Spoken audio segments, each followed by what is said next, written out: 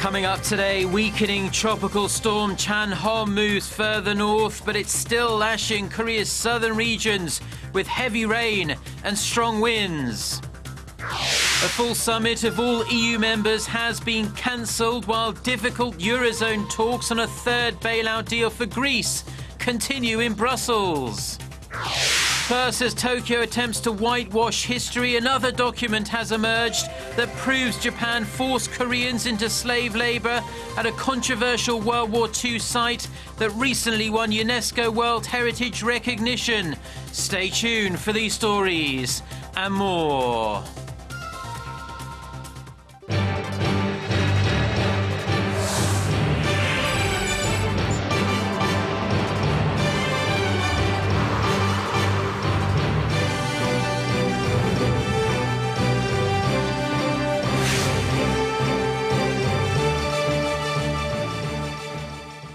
Hello to our viewers around the world. It's 6 a.m. on Monday, July 13th here in Seoul. Thank you very much for joining us.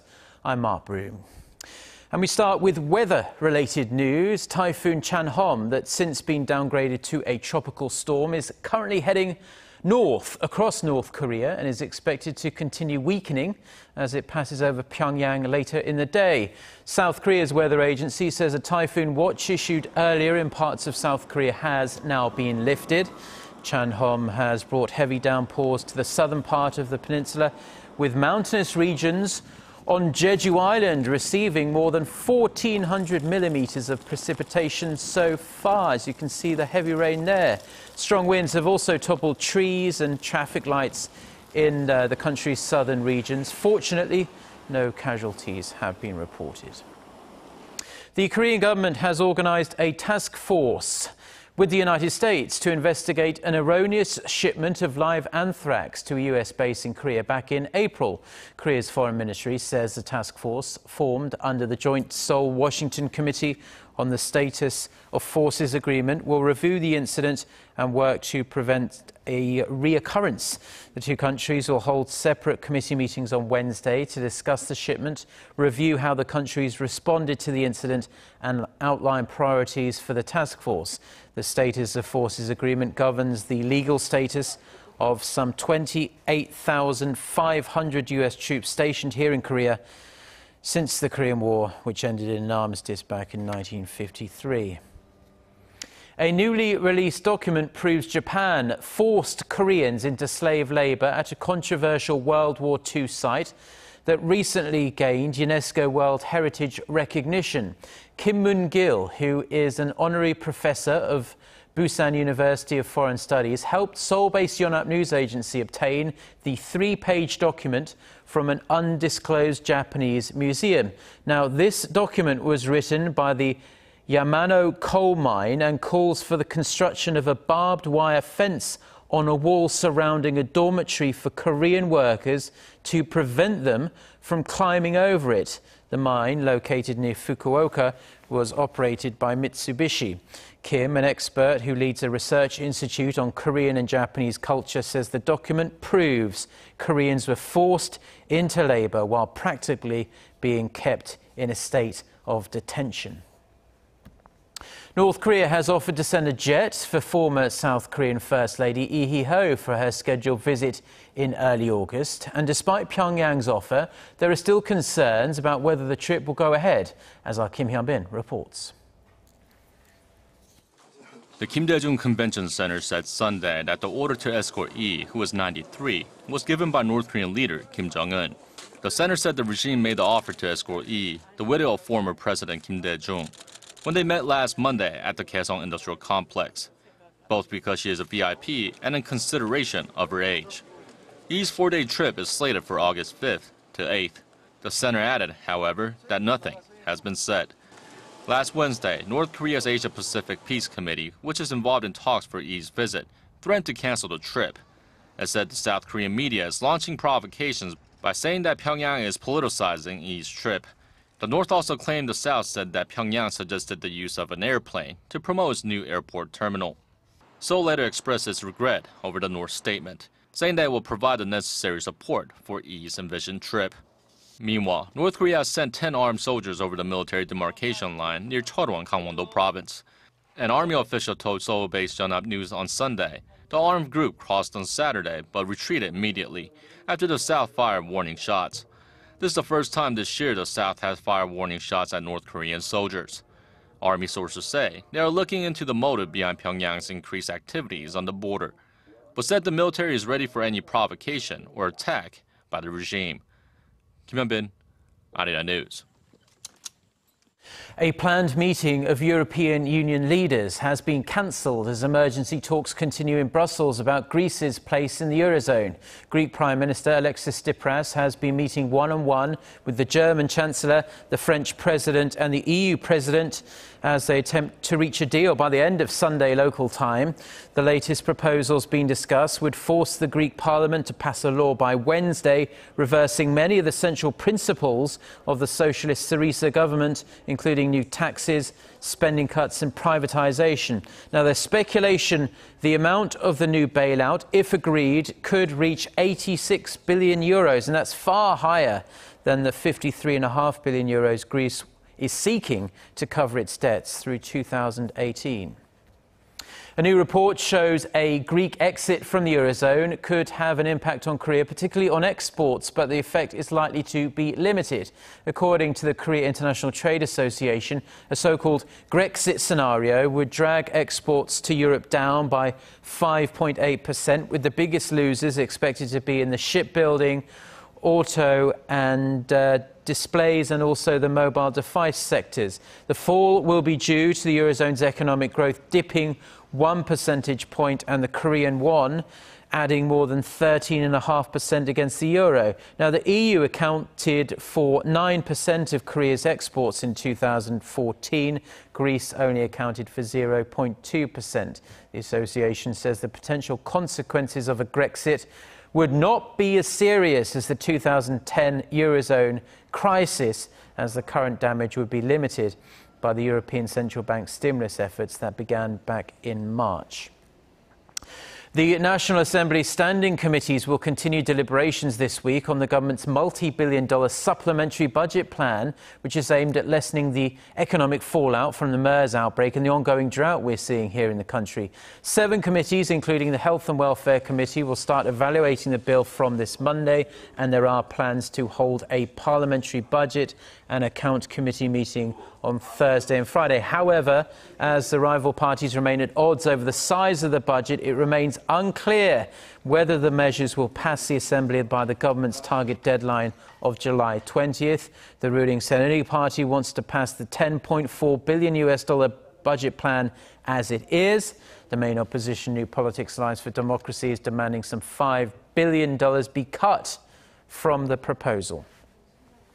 Now, more than 1 week has passed since the last case of MERS was reported here in Korea. Plus, on top of that, 2 more patients were reported to have fully recovered on Sunday. That means a total of 132 of the 186 people diagnosed with the virus have gone on to make full recoveries. Now, fear about the MERS virus seems to be winding down as well. Movie ticket sales rose almost 2.3 million in the first weekend of July. That's up from just 1.2 million the month before, this according to the Korean Film Council. And Everland, which is a very popular theme park here in Korea, said attendance was up by 130% in the first week of July from the previous month. Now, the MERS outbreak appears to be winding down here in Korea, as we just mentioned, but researchers are always on the lookout for new ways to treat viruses like MERS.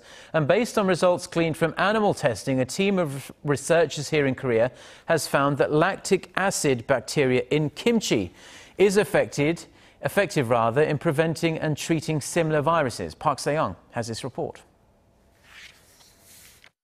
Lactic acid bacteria found in kimchi are known to have numerous health benefits.